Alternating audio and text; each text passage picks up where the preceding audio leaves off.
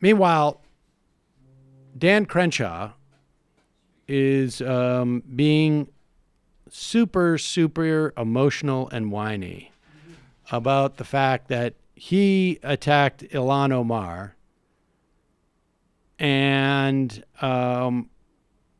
then people push back on his attacks.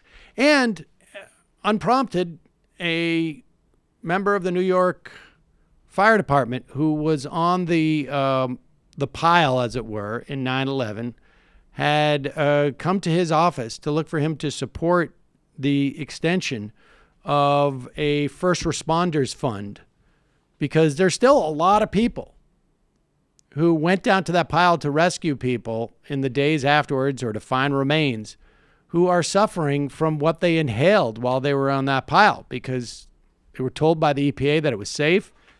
Turns out it wasn't. So here's Dan Crenshaw saying that, like, the idea that people would attack me is so offensive. But if you listen carefully, what he's saying to those fire department is like, you may be first responders, but I was the biggest responder. It's terrorists who killed almost 3,000 Americans, and we should talk about it that way. We should talk about it with deference. And it was not taken out of context, by the way. There's a lot of claims that it was. Of course it wasn't. And I think everyone should just look at the clip and decide for themselves.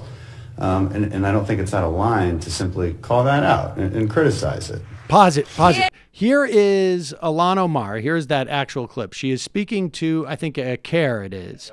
And she is arguing that all Muslims in the United States did not deserve to be surveilled in the way that they were, particularly in the wake of 9/11.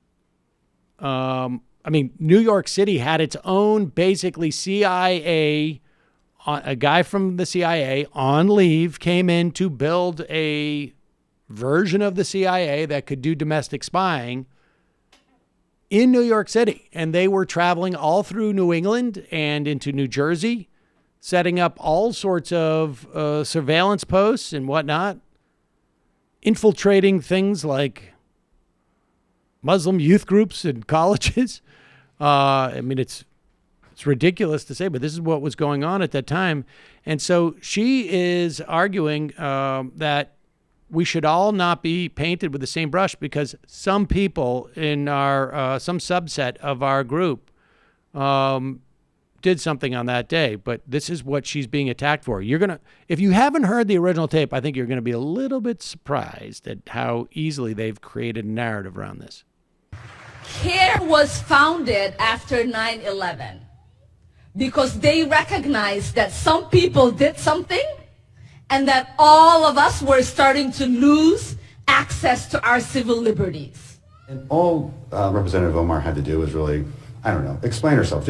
Say whatever she wants. Say she didn't mean it. I don't know. Diffuse the situation, but don't double down.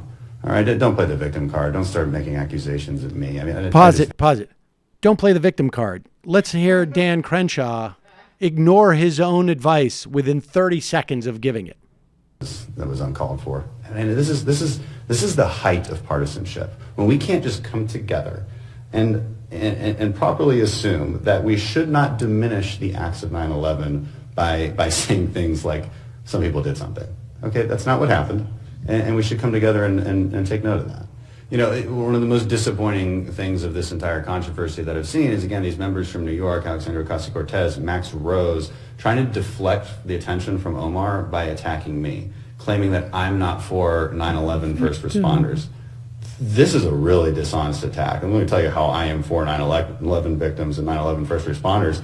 I'm the guy who went overseas to make sure this never happened again, to take the fight to the enemy that committed these attacks. I would go back and do it every day if I could. So to say that kind of attack, again, that is the height of partisanship, and I'm really disappointed in them for saying that, especially coming from New York. Yeah, I bet you he's super, super. Wah. And this is what Dan Crenshaw, he doesn't want anybody to play the victim, and he's really disappointed that he's being attacked. First member of Congress ever to describe terrorists who killed thousands of Americans on 9/11 as some people who did something unbelievable. He's retweeting a quack Imam Muhammad Tawhidi, who you might recognize from the Rubin Report, who calls CARE a terrorist organization established on American soil, and that's what I'm really disappointed in that because it really diminishes the actual terrorist attack that happened on that day. And to say that, I'm just disappointed.